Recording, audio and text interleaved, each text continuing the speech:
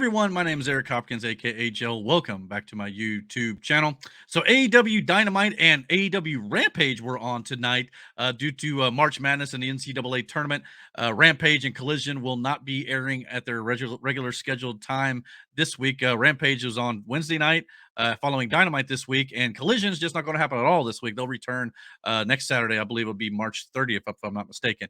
Yeah, let's go ahead and get into AEW Dynamite and Rampage this week. This was the card for the two shows here, and I'm not going to lie to you. With Rampage being on Wednesday night, making this a 3-hour block for AEW, I'm not normally a big fan of 3-hour wrestling shows outside of pay-per-views because I just feel like it kind of drags on too long. But tonight I thought went by extremely fast. I don't know if it's just me or not. Sometimes Monday Night Raw can drag a bit, but if Monday Night Raw is as good as it was last Monday night, 3-hour shows on Monday ain't bad. Now, I do feel like the sweet spot for professional wrestling is 2 hours, but I'm just saying I would much rather watch Rampage after Dynamite on Wednesday nights instead of waiting until after SmackDown on Friday, because a lot of times people just ain't at home on Friday nights to watch professional wrestling, and people have plans on the weekend. So sometimes outside of pay-per-views, people don't want to sit and watch wrestling on a weekend. And I can say the same thing for AEW Collision. I would much prefer Collision be moved during the week at some point. But the problem is there's not a whole lot of real estate when it comes to open time slots for professional wrestling during the week, with Monday Night Raw on Mondays, NXT on Tuesdays, Dynamite on Wednesdays, Ring of Honor and TNA on Thursdays, and SmackDown on Friday. So Collision's kind of stuck on Saturday, which is kind of a wrestling tradition anyway. There's a whole long-standing tradition of wrestling being on Saturdays as it is. So I understand that's why Tony Khan is doing that, and I'm sure a lot of it's due to TNT and TBS as well. The ratings are just not doing real great on Saturdays. It's not got anything to do with lack of quality of the show, in my opinion. I just feel like it's in a bad time slot. Again, Saturdays are worse than Fridays in a lot of ways. So we'll have to wait and see if they ever move anything around. But I'd be okay with Rampage kind of combining with Dynamite at this point if they give a show as they did tonight, which was very good top to bottom. But if it wasn't, I'd probably be a little more upset about it. But let's see. We started off the show with Mercedes Moné in the ring. She cut a promo, basically talking about how she wants to take the women's revolution in AEW global and become, that woman to be able to push that envelope forward. And of course, we had Julia Hart and Sky Blue or Sky Black, which is what I wish they would call her, being she's a heel now. It just makes a little more sense. Sky Blue could be her babyface character, but they're calling her Sky Blue still. And I guess they tried to jump Mercedes Moné when Willow Nightingale and Chris Statlander tried to come out and make the save. They did, setting up their main event match on Rampage at the end of this show here tonight. The tag match between the four ladies. But obviously, the long-standing story here with Mercedes Moné is when Mercedes Moné was injured in New Japan Pro Wrestling, it was at the hands of Willow Nightingale, inadvertently as it was, as I think in reality. But they're playing on the storyline here that Mercedes Moné doesn't quite fully, forgive her for that, I think. And Willow, while being the babyface, though, she teased like she was going to crack Mercedes Moné over the back with this chair. And of course, Mercedes turned around and caught her and she dropped the chair. It almost like she didn't quite know if she was going to do it or was indecisive. So I don't know if they're teasing like a possible heel turn here or not for Willow Nightingale. But I don't necessarily think that's the case. I just feel like Willow Nightingale maybe is kind of feeling like, hey, I got to watch my back here or she's going to come after me first. I don't know. We'll have to wait and see where they take this, but I was definitely intrigued by that. No doubt about it. All right. So after that, we had Kazuchika Okada taking on Eddie Kingston for the AEW Continental Championship. And within his second match in AEW, he wins the AEW Continental Championship away from Eddie Kingston, and Kazuchika Okada is the new champion, beating him, I believe it was with the Rainmaker, if I'm not mistaken. So, but yeah, you're not going to bring in Kazuchika Okada and beat him within the first few weeks. You're just not. I feel like they're also maybe setting up Eddie Kingston to lose the Ring of Honor World Championship at Supercard of Honor Friday night of WrestleMania weekend to Mark Briscoe. That could happen as well, or we could get Mark Briscoe being cost the championship match from the House of Black could get involved because Mark Briscoe cost the House of Black the AEW Tag Team Championships and the tournament that they're currently doing as well. So I'm not sure exactly what they're going to do with Eddie Kingston, but if he wants to take some time off, I guess he could drop the belt to Mark Briscoe there. I'm not sure what they do with his New Japan title. I'm not sure if he's still holding that or not. But either way, we've got a new AEW Continental champion, and that is of course Kazuchika Okada, the Rainmaker himself. So I was excited to see that, and I'm looking forward to seeing what they're going to do with Okada. And this is a good start, in my opinion. And of course, the Young Bucks were being great cheerleaders in the back with Tony Khan as well. Next up, we had Hook versus Chris Jericho. This was a match that was pretty much dominated by Hook for the most part. Not very many times do you see Chris Jericho just dominated from bell to bell. Powerhouse Hobbs was able to do that to Jericho a little while back, and now Hook is now was doing a ton of German suplexes on Chris Jericho. He kind of looked like Brock Lesnar taking him to Suplex City a little bit here. But yeah, I mean, his dad Taz was doing suplexes for years, long before Brock Lesnar was. So yeah, I mean, this is just, in my opinion, it's a way to set up Hook as more of a main event championship potential caliber wrestler here, because obviously he just beat the first ever AEW world champion pretty handily. And even Jericho kind of gave him the rub by giving him the win, as well as giving him the fist bump and then talking to him in the back saying, "Your future world champion material, you're going to do well." So this is just Jericho doing the veteran thing here and getting over Hook, as well as he can before he leaves, whenever that might be. So hopefully it's a long while still. I still love Chris Jericho. The Lionheart's actually been a really cool gimmick. He's kind of been tapping back to go full circle back to the beginning of his career as well.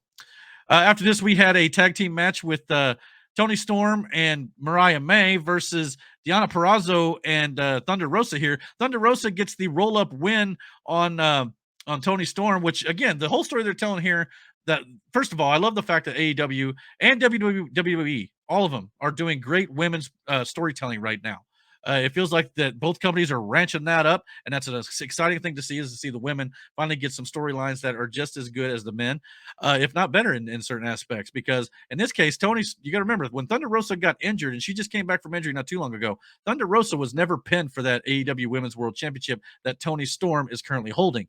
So Thunder Rosa has had her eyes on Tony Storm ever since she got back, and now she's got a pinfall victory, albeit in a tag match against Tony Storm, and they're going to play off that to potentially set up the AEW Women's World Title match between Thunder Rosa and Tony Storm in the future. And I think that's great, because I mean that's where they should be going with this. It also kind of lays that seed in here with what I think Deonna Purrazzo may be getting a little jealous of Thunder Rosa. There was even a spot in the match where Deonna Purrazzo, kind of got tagged from behind when she wasn't expecting it by Thunder Rosa. So this could be setting up even a potential Deonna Purrazzo heel turn. I'm not totally sure yet, but we'll have to wait and see. And I'm not sure if Tony Storm is going to drop the title to Thunder Rosa yet or not, and it could be setting up a match between these two later, because I mean that makes some sense too, with Deonna and Thunder Rosa could go one-on-one and Tony Storm could continue forward. And I'm hopeful that Jamie Hayter and Britt Baker will be coming back at some point too, to get involved in this mix with all these great women's wrestlers that we've got here on this roster now, and really start to build this division out like Mercedes Moné wants to do. And I think that could be a lot of fun and a lot of potential for the division as a whole. But normally I wouldn't like, the fact that Thunder Rosa got the pinfall over the champion, because I don't know how many times I've complained about WWE beating champions. Now, the biggest reason I used to slam WWE for that was because WWE, when Vince McMahon was in control, used to beat the champions week in, week out, over and over again. A lot of times the champion would have the belt and would never lose. It was almost like Vince felt, hey, they've got the title, they can take the loss and it wouldn't hurt them at all because they've still got the championship. But the problem is, then it starts to devalue the championship. It's like the championship means nothing. In this case, it's one of those deals, and if WWE does it now, which, because they don't do it every week like they used to, because Triple H books things better over there. So if you beat the champion every now and then, whether it be in a singles match or in this case a tag match, especially where it's not one-on-one for a singles title, I have less of a problem with it, as long as it's not overdone. In professional wrestling, it's one of those things that, as long as you don't just do things ad nauseum and continue to do it over and over and over again, you can do certain things from time to time. It's not going to be a big problem. But it's when you start to do these type of things over and over again that it becomes problematic, and can really hurt your storylines and your champions and your wrestlers at the end of the day. We had a good promo from Will Ospreay, who was talking about how Brian Danielson, sorry, I keep calling him Daniel Bryan. Brian Danielson keeps saying that Will Ospreay, can't hang with him and things like that. So Will Ospreay is like, "Oh, really? Well, I'll just take on the guy you just wrestled on AEW Collision next week on Dynamite." So they set up Will Ospreay versus Katsuyori Shibata, which will be an outstanding match, because I thought Shibata and Brian Danielson had an outstanding match on Collision. If you didn't go see that, go check it out as well. So I'm definitely looking forward to this next this big match on Dynamite next week. And that ain't the only match they set up on Dynamite next week. They also set up Konosuke Takeshita versus Swerve Strickland because when Swerve and Samoa Joe were doing, having some words in the ring with each other, outcome Don Callis talking about how Konosuke Takeshita is the next big guy in AEW. So, and he's been having stellar matches as well. These four men next week on these two big main event matches are absolutely killing it right now in AEW.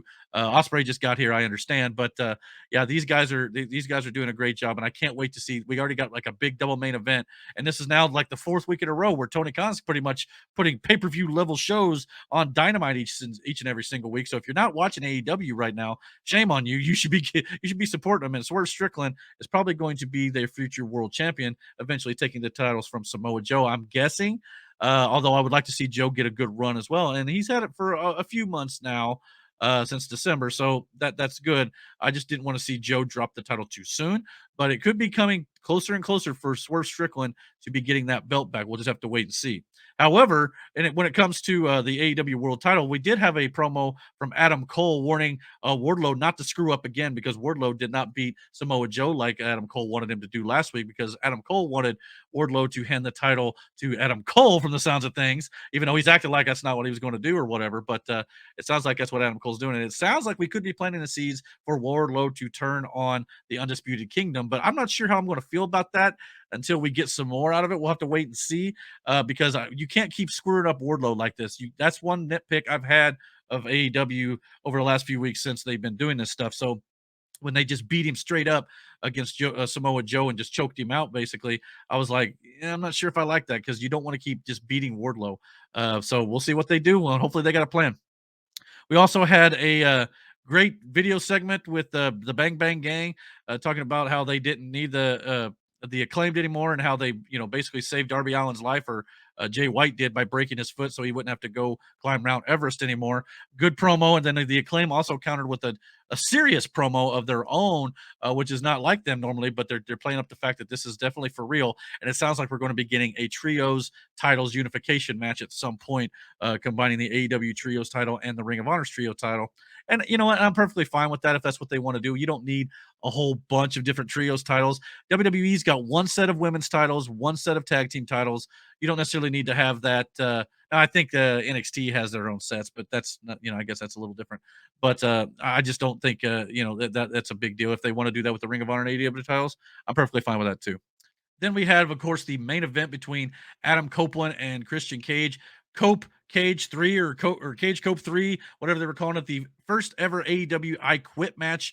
And yeah, I think they did a great job with this. Obviously, both guys have a long history when it comes to WWE, and I know Christian Cage went to TNA for a long time, but these guys have a history together, and for this rivalry to potentially culminate here in Toronto, it just brings both of their careers full circle. I thought that was great storytelling between the two, and of course, this was a I Quit match, so anything goes. There was, we had all sorts of spots and blood and things like that, and at the end of the day, Adam Copeland was able to vanquish the leader of the patriarchy here, Christian Cage, by using Spike. He had tied Christian Cage up in the corner there, as you can see in the picture, and he hit him in the nether regions. Let's put it that way, with Spike, and then he threatened to bash his skull in with him as well. And that's when Christian Cage screamed, "I quit, I quit, I quit." So of course, you had Matt Menard and his crew kind of come out and help Edge as well, Daniel Garcia. So yeah, a bloody and battered Adam Copeland definitely, was able to raise his hand in victory and like I said, become a two-time TNT champion, even though the first time he won the TNT championship, he barely held it for very long at all. And then of course AEW put out this really cool poster art, much like they did for Kazuchika Okada earlier in the night. Yeah, I'm excited to see where Adam Copeland takes this TNT title. For sure. And I don't know exactly what that means for Christian Cage and this rivalry with Adam Copeland. We may get more of it, or they could be it for a while, and maybe eventually they do join forces, as Adam Copeland has mentioned many times about wanting to end his career with his good friend. We'll have to see if that ends up being a thing eventually. But for now, it looks like Adam Copeland will be the guy defending the TNT title, and I think that's going to be a good thing as well.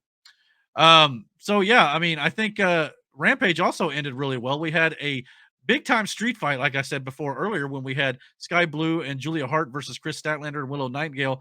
Outstanding match between the women. I mean, not only are they doing the best women's storytelling they've done in AEW probably in a long time, we've had some great street fights with the women over the years as well. Britt Baker's had some good ones, as well as, just this match here tonight was absolutely outstanding. And I thought they've done a great job, all the women together. And of course, this match ended with Julia Hart. We had thumbtacks, we had tables, we had Julie or Sky Blue especially was a standout in this match. She did everything short of setting someone on fire in this match from a hardcore perspective.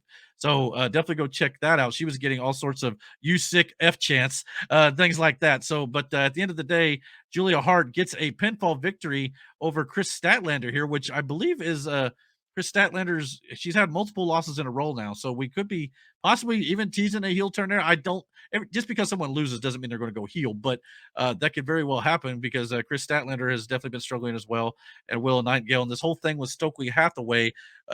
As well could potentially mean a breakup between the two going forward. We'll just have to wait and see how it goes, especially with the Mercedes Monet element kind of being thrown in there as well. I'm not sure exactly where it's going to go, but I'm excited to see where this goes. AEW has been putting on great shows as of late, and like I said, if you've not been watching AEW, like I said, shame on you because they've been doing some outstanding wrestling, outstanding professional wrestling. WWE's been great too. There's a plethora of great pro wrestling out there right now, and I highly recommend you check out AEW because, like I said, most weeks Dynamite's outstanding. This week was no different, so definitely check it out if you've not done so already. But what do you guys think about AEW Dynamite and this week AEW Rampage? Comment down below. Let me know what you guys think, and don't forget to hit that like and subscribe. And until my next video, guys, take care and God bless.